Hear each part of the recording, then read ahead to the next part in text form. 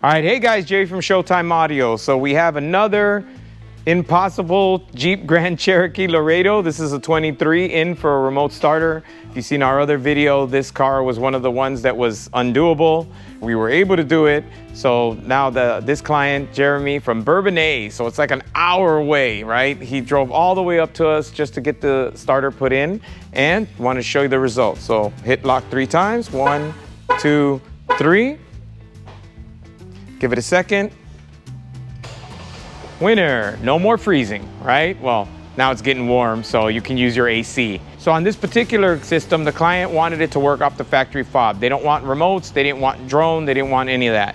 But you can always add that on. So we can, if the client ever decided that the range wasn't enough on the stock fob, he can bring it back in and we can add remotes or we can add a drone, and then your range is unlimited. Literally, you can start it from wherever.